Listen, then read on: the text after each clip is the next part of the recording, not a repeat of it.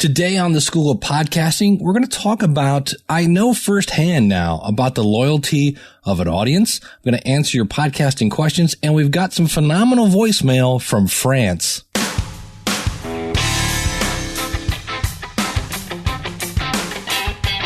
It's the School of Podcasting's morning announcements. Here's Dave Jackson. Podcasting since 2005. I am your personal podcast coach. Thanking you so much for tuning in. If you're new to the show, this is where we talk about all things podcasting, from planning to promoting to producing to monetizing, because everything you need to launch a successful podcast you can find right out at the schoolofpodcasting.com. If you'd like to contact me, I would love to hear from you. A couple different ways. Yeah, actually a couple different ways. First one, email is dave@schoolofpodcasting.com. You can call in your comments courtesy of podcastvoicemail.com. That number is 888-563-3228. You can also just click on the send voicemail button out at our website, which of course is schoolofpodcasting.com. And that's where you can leave a comment out at the website. So I want to just jump right into this today. We're going to start off by playing and answering some questions from you. And this one is from Larry DeKay of the business of writingtoday.com. Take it away, Larry. Hey, Dave Jackson. It's Larry DeKay with the Business of Writing Today podcast. I've got a question for you about ranking in the iTunes store.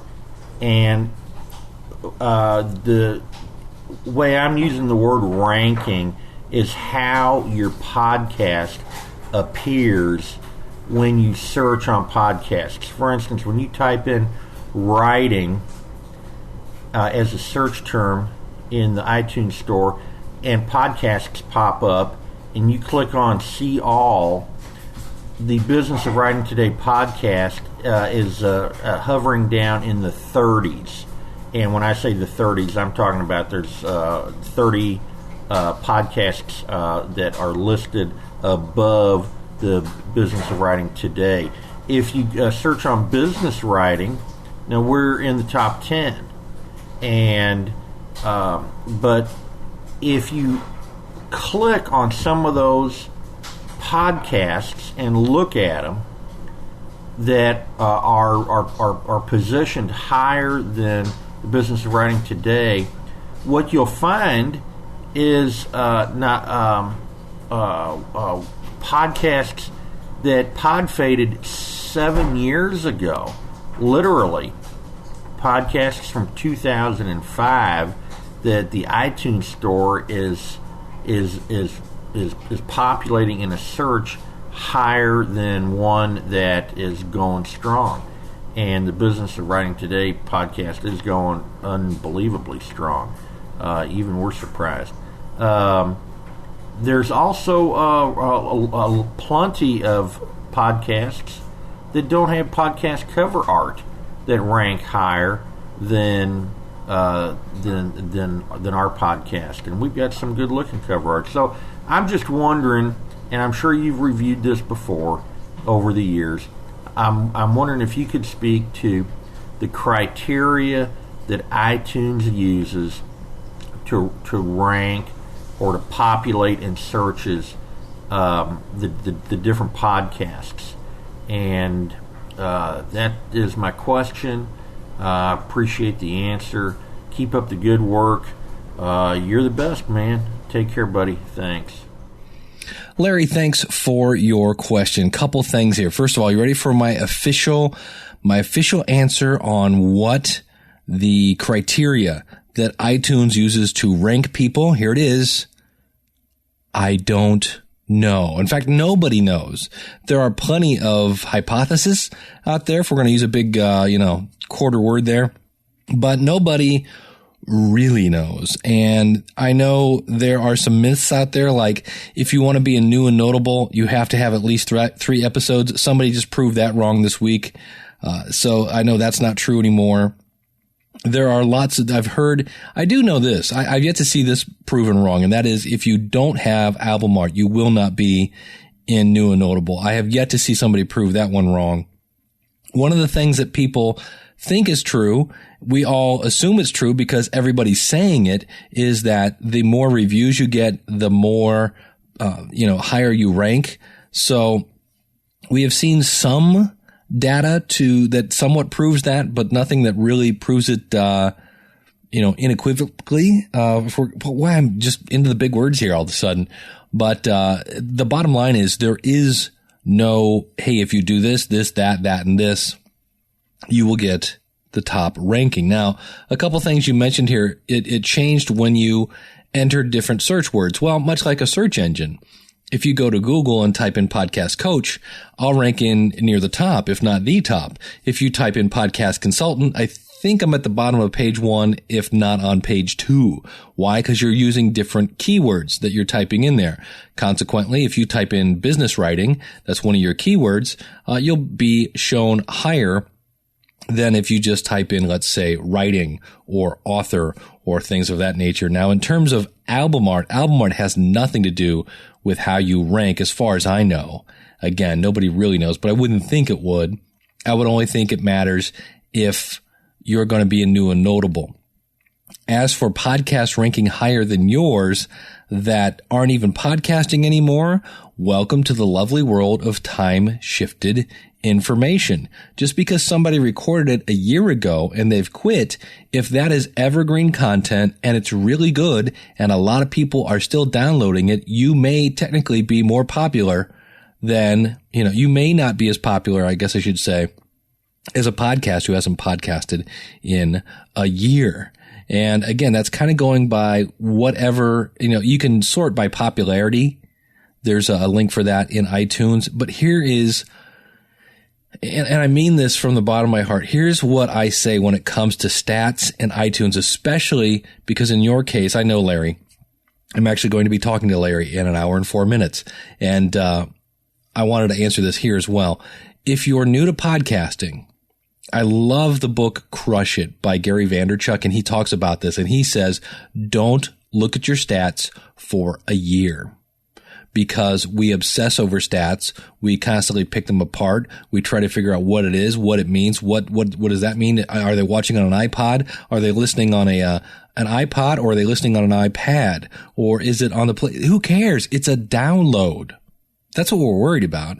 And look at, if you must look at stats, look at the download numbers and move on. Because digging any deeper is going to take time away that you could be devoting to making better content. If you want the stats to move in a positive direction, make good content. Make content that you are proud of, that will get people talking. And that's how you get, the numbers to go up. Because if you have people going, oh, wow, I just found this new podcast, you got to check it out. And they tell their friends, and they tell their friends, and they tell their 2 friends. So now, with that said, if you are a person that obsesses over stats, welcome aboard. Most new podcasters do that. Some old podcasters still do that. I do not. I was when I first started, and I look when I upload this week's episode, I take 2 seconds to look and see what the old one was. Did it go up or down? And in the end, here's how I view this. I do everything I can to make the best episode I can. Now, are there some that I go back and go, I wish I would have done that, or I wish I would have done this? Sure. But at that time, that was the best episode that I could put out. So consequently, looking at the numbers isn't going to make me go, oh, I should have done this, or I bet it would have been higher if I would have done this. So I don't really get hung up on stats. I do this podcast because I love podcasting. I do this podcast because I love to help people with podcasts. And how many are listening, as long as it's more than 2, I'm happy. So now that's my opinion. Obviously you don't have to take on my opinion, but you can. Stats are a little bit, to me, YouTube is like crack. If I go over to YouTube and just start typing in things, being a guitar player, I can find all sorts of bizarre guitar things. And the next thing I know, I lost 3 hours and I got really nothing done. And so YouTube is kind of a bad word for me because of the way I am. Stats can be that way for a new podcaster. You can end up just trying to decipher your stats and figuring out, why isn't this going up or not? No, just focus. Think about who your audience is. Think about their pain. That helps, right? What pains are they having that you can maybe solve? Think about, are there people in that industry that maybe you could interview, experts in that industry? That's an easy way to build up your audience. But just focus on that audience. What do they need? What do they want to hear? And make content about that. That is a much better way to spend your time than digging over your stats. So thanks so much for the question. And again, you can find him at The Business of Writing Today. All right, next up. Now, this is not fair. If somebody sent me a voicemail from, I don't know, Jersey, I would be tickled pink. But the fact that this came from France, and I got along with this voice message, I got an email that, kind of basically said, hey, I was kind of nervous about this because my English isn't as great as I want it to be, but I love the fact that he sent it in anyway. So this is Hugh Patrice, and to me, it's just cool. So check it out. Here comes Hugh, a winner of a podcast or European Podcast Award. Hello Dave, my name is Patrice Hu. I live in France. That's why my English is not perfect. As I like to say, French are the worst in foreign languages, so sorry if I make some errors in this voicemail. I have a podcast called Rock Express. If you want me to spell it, that's ROCKAIXPRESS. If you want to check our website, just add a .com after. I host it with my wife since 2009. We have this name because we live in the southeast of France in a town called Aix-en-Provence, close to Marseille. In this podcast, we talk about music news and play some independent music and unsigned bands. So Dave, I have a story to tell you. And as we are both podcasters, it's better for me to telling it to you with my voice than with written words. I've discovered your podcast last year. I've subscribed to all of them: School of Podcasting, Power of Podcasting, and Marketing Musician. I found you when I was searching on the web some tips on how I can make my podcast better. I needed some advices on how to put the way I host my podcast on a higher level. Like how to avoid making the things like that and stuff like that. I also needed some tips on how I can use social media to make my audience growing. I've applied some tips you provided on the School of Podcasting podcast, and they have worked well for me. My audience is growing every month, and when I listen to my stuff, for example, when I am working on the episode production, I can tell you that I have erased a lot of mistakes I did before. It's still not perfect. No one is perfect, but a lot of mistakes have been erased. So just for that, I can already say a big thank you for giving me the key to podcast better. But that's not the end of this message. This year, on July more precisely, I have submitted my show to a podcast contest called the European Podcast Award.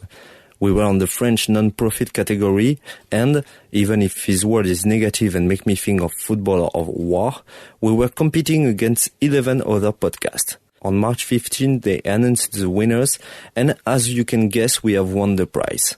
You can check the virtual ceremony on the European Podcast Awards blog or just search it on YouTube. Obviously, it was a great day for a podcast and maybe one of the most important of our lives. So, I decided to send you this message just to say to you listeners who have a podcast or will launch a podcast soon that your tips works well. They have worked for us, so it will work for you. And I want to say a huge thank you for helping me to reach my goals and won an European contest. That's just awesome. As I said before, I must continue to work hard for making nice podcasts for our audience, but I wanted you to know that a French listener of SOP has reached his own goals, helped by an enormous desire to succeed, a ton of passion, and your voice playing in his iPod. Thanks a lot, Dev. God bless you. Bye-bye. All right, Hugh, thank you so much for sending in that, and congratulations on your European Podcast Award. I went over, there's actually YouTube where they give kind of a ceremony of who won, and there it is, for France up against, quite a list of different podcasts here. Number one, Rock, I guess it's AIX Press. Number one. Congratulations, my friend.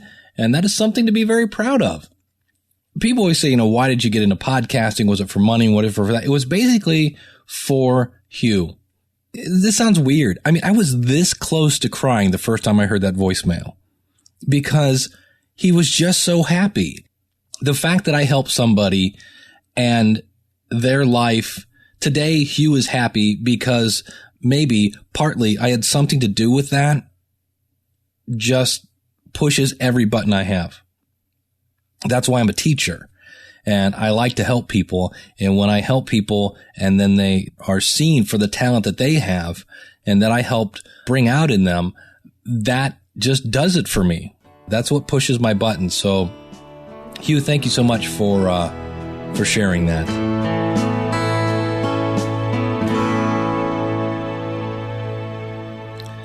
All right, next up, if you're not aware, I do many podcasts, one of which that I do about every 2 weeks is called the Podcast Review Show at podcastreviewshow.com. And I actually started it.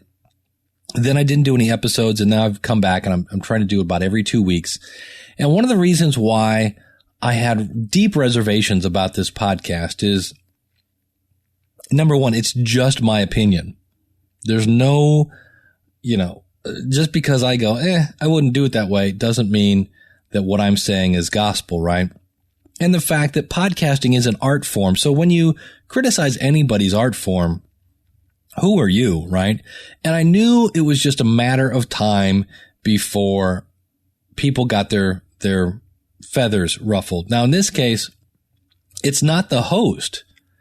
And it kind of reminds me of, if you're going to put down anybody, it doesn't matter who you put down. But boy, the minute you talk about somebody's family, or more importantly, their mother, it is on. And so I always try to be very objective when it comes to reviewing a podcast. In this one, I even said that the podcast in question here is the B Movie Podcast. And you can find it at bmoviecast.com. And I say lots of wonderful things about it. The fact that when they get to the movie, it was amazing. Their information that they had about these old movies and their passion, the fact they've done 192 episodes and they have a thriving community. I just said for me, it took them 33 minutes and 40 seconds of a 2-hour-long podcast. And I basically said, I can't do 2 hours. That doesn't work for me. And also I said, hey, I may not be the best guy to review this. I'm not into B movies, but I could acknowledge and appreciate the information that they put together about old movies. I simply said, I don't know that I would make people wait 33 minutes and 40 seconds before I actually started talking about the movie. Well, there are now 7 comments on the blog out there because I have awakened the beast of this podcast audience. And so I'm bringing this up here for you to see the different sides of a podcast and why people listen, and to give you an insight into the community that can build around your podcast. So if you listen to this podcast, obviously my style is get in, get to the point, don't waste your audience's time, and move out. So I'm going to read you some of these, and just so you get the idea and just so you see the loyalty. So here, this is from Joe Blevins. He says, I'm a regular listener of the B Movie Cast, so your review caught my attention. He says, there are some things I disagree with. I mean, I see the podcast in a different way than you do. For some, the point of podcasting is to convey either information or opinion, and preferably do so in as simple and efficient a manner as possible. For others, it's more about creating a unique and varied audio experience for the listener. This was the first time I'd listened to your podcast, and it seems you fall into the first category. Vince's show, Vince is the host, is much more the second category. Your show is very efficient and businesslike. There's virtually no preamble. Because with Vince, you basically waited almost 3 minutes to even hear Vince's voice, and I was like, no, get to the point a little quicker. He said, and he even says, Dave, you get to the point, discuss that topic at hand and wrap it all up, all in a pretty short order. The B Movie Cast isn't like that. It's very leisurely. It's esoteric, but I think the nostalgic subject matter all but demands that approach. It's not a convenience store where you run in and grab what you need and hit the road. It's more like a cluttered curio shop where you browse around a while in no hurry to make your purchase, and then you rejoin the world. For regular listeners, a lot of the material that a newcomer might think is extraneous, such as audio clips or the pre-review roundtable discussion, it gives the show much of its laid-back charm. To cut that material in order to get to the review more quickly, which is what my suggestion was, would, he says, I think, do more damage than good. I listen to the podcast about a variety of topics, and I think it's telling that several of the shows I like best seem to take a very relaxed, chatty approach and often have lengthy preambles with little or no connection to the topic of the week. It's a way to humanize the host and give the audience more of an emotional connection to the show. I think it's a big part of what keeps people coming back week after week, the same as they do with TV shows. If a podcast is just an efficient delivery system for information, the listener might download particular episodes in which the weekly topic is of that special interest, but they're not likely to become loyal listeners over the long haul. A streamlined, more focused, less personal show might be more user-friendly to the newcomer, but might very well be less satisfying to the diehards. Are you looking to win the battle or win the war? To win the war, I think you have to have a nurture of a loyal fan base, to which I emailed back and said, that's a great point. And then we got another one here. So here, his point there is, take it easy. You don't have to get in and get out. By adding more things to it, you allow people to know your host. So here's another one. I must say, though, I think you missed the point of the podcast. This is from Richard Chamberlain. Those who listen to the show aren't just listeners. And here's my favorite phrase. We're a virtual family.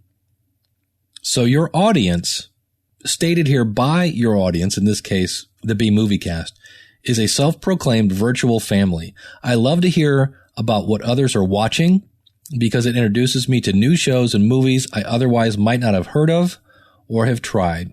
If I just want a movie review, I'll go to IMDb or Rotten Tomatoes. I love the selection of music and intros and outros. They enhance the show no matter how long or short they are. He says, I listen to several other podcasts and they all have a similar feel. Getting together with a friend to talk about movies. He says, tighten the show up by eliminating all of this and the show loses its unique color and its flavor. It becomes another run-of-the-mill show that can be easily missed. If you want that type of show, there are plenty to choose from on conventional radio. He says, I prefer my B Movie Cast just the way it is, imperfections, warts and alls. Just so happens most of the movies we all love have the same imperfections, and that's what brought us to the B Movie Cast in the first place. So he makes a great point. People that watch these old movies and love them because they are kind of imperfect. And I'm not saying you have to have a perfect podcast. Here's another great point. He says, I think you missed the point of the show. It isn't designed to get in, rattle off a movie review, and get out. It's designed to spur conversation and introduce the listeners to new shows or movies or even music. Truth be told, most of the listeners aren't 20-somethings that just want the info and move on. We come from the area before cable TV and VCRs, when the pacing of the movie was slower and less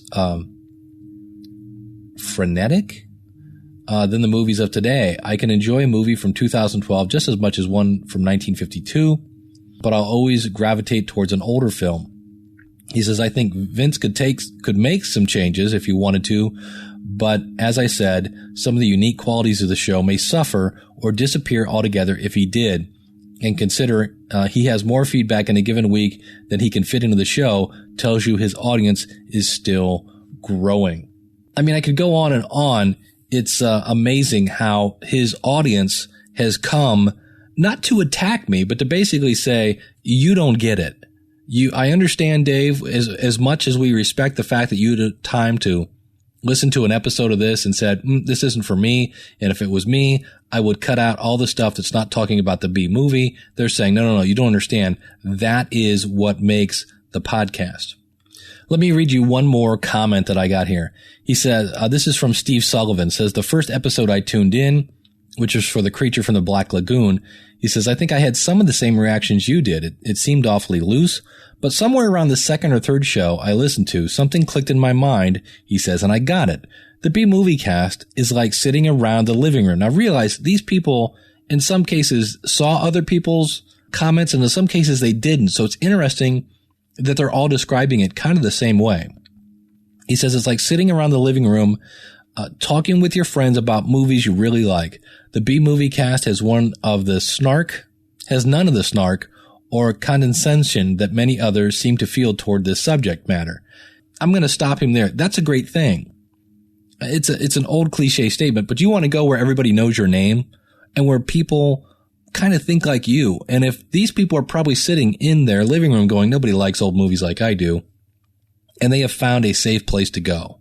Let me go back to his comment. He says, those of us in the B-Movie Cast, and here's that word again, family, and he says, and that's what it is, a constantly growing family, love this stuff, which goes back to my point that you may think your niche is very small and that people may or may not like this, but the people that do, they don't just like this stuff. They love this stuff. He says, so Steve continues on. Sure, we know that these often aren't A, as in, quality A pictures in terms of script, acting, sound effects, or anything else, but they all speak to our imaginations and touch parts of us that many slicker, larger budget films do not. And what's better than sharing your love of weird or obscure movies with other folks who feel the same way you do? This is why podcasting works. It helps you find the community. One thing might be better, and that's finding out about a new movie you might love that you've never heard of before. And the B-Movie Cast does that too, even for a guy like me who's been watching this stuff for over 50 years. So that to me goes phenomenal content. Why is this guy's podcast growing? Because some guy that's been immersed in this topic for 50 years is learning something from the podcast. That's why this guy's audience is growing. Phenomenal content. Vince's show has told me about things I missed or never even knew about before. And when you've seen as many films as I have, that's something special. And that's it. That's what Steve just described here is what I call driveway content. And what that means, if you're like, what the heck is driveway content? Driveway content is when you've been at work all day and you're tired and you just want to get home and you're listening to a podcast in your car and you're finally home and you pull in the driveway and you don't get out because you want to finish listening to that episode. That's what Steve's talking about here. He's like, whoa, wait a minute. I didn't know about this. And I've been doing this stuff for 50 years. So that to me screams that Vince has phenomenal content. He says, so let me go back on to Steve's comment here. So sure, some time codes might make it easier for the less patient to find the review. And certainly Vince could consider doing that. So that was the one thing that kind of came out of the community is Vince could kind of put together they're calling them, time codes. This would basically be a table of contents that, hey, if you want to hear about the news, go to the 7-minute mark. If you want to hear about the contest, go to the 13-minute mark. If you want to go to the review of the movie, go to the, 20-minute mark, something like that. But even Steve says here, but I prefer to wade through the comments about TV shows and to hear what Richard from Wichita or Adrian from England or Brother D, obviously these are people in the community, is up to, and what they're watching now and what they think of this week's movie. He ends his comment here by saying, I'm proud to be part of this family of, and then he has in quotation marks, misfits. And I eagerly look forward to each and every new show, whether I get to guest host, comment, or just listen. And that's from Steve Sullivan. And I mean, I could go on. Let me go through. I had some in the email because then I went over to their community. Now that's the stuff they put on my site. Their forum was just on fire. It was just amazing. Here's another guy. I'd much rather listen to a show that feels natural and feels like it's driven by a real love of the subject than a slickly produced show. The minute I hear a radio voice, I'm out. Even those guys who work a bit too hard at enunciation put me off. Podcasts are about real people, which is what makes them a million times better than slick commercial stuff. That was from Len from Pasadena. Here's another one. The show feels like a group of friends sitting around and talking, and it's not a show. I usually listen to the show, and I'm not in a hurry to get to the meat of the cast. I just pick up where I left off, and usually one show can get me through 3 days of driving to and from work. Here's the thing. I always say this to people. You get to decide what's in your podcast. You get to decide what's not in your podcast. And Vince is talking about what he loves, which is old movies. Vince is using himself as a gauge. And so the fact that this community kind of came to not the aid, not that Vince needed aid or saving, but just stood up and say, hold on a second. Let me tell you why I listened to this, because you've just explained to me how they could improve it. And so to me, I love the fact, and I love the fact that they're all saying, hey, we're part of a family. It's like walking into somebody's living room. It's warm. It's cozy. And we don't mind I don't know if anybody said they fast forward, but we don't mind taking 3 days to get through a podcast. That for me wouldn't work, obviously, which is why I told them to speed it up. But I just want to say that here is a podcast that, in my opinion, kind of breaks the mold. I don't know too many podcasts that are over an hour long, let alone 2. But it also shows that there is an audience out there that may be looking for a podcast just like yours. They will love it. They will embrace it. They will use your website as the hub. Go over to bmoviecast.com and click on community. You'll see where there are a lot of messages going through there. In fact, let me do that right now since we're talking about it. Activity in the last 7 days, 32 messages. And they're all about bmoviecast was recently reviewed on the Podcast Review podcast. And they're talking about this. When I was wondering about this, are you going to find this interesting? And I said, well, to me, I think it's interesting to hear from a community about why they listen to a podcast. That's what I hope you got out of this. Why do they listen to this podcast? Because he's talking about a subject they love. You heard them talk about how they appreciate that Vince is real, that he's talking from a legitimately honest love of that subject. Vince has voicemail. Vince has email. He has, in this case, a Yahoo group set up for the community to interact with each other. And I'm sure Vince gets ideas. In fact, I know he does. The episode I listened to talked about how they pick what movie to review next based on what people are saying in their community. And then the community gets together and they talk about that movie and then say, oh, you know what we should watch? We should watch Leprechaun or some other old horror movie. You can develop your own virtual family with a podcast. And then heaven help the dude that offers a suggestion on how he feels you should improve the podcast, because they will come at you, and they haven't been nasty at all. Nobody's dropping F-bombs, but they've just politely said, Dave, you don't get it. And you know what? I don't, because I'm not a B-movie fan. But it shows you the loyalty you can build.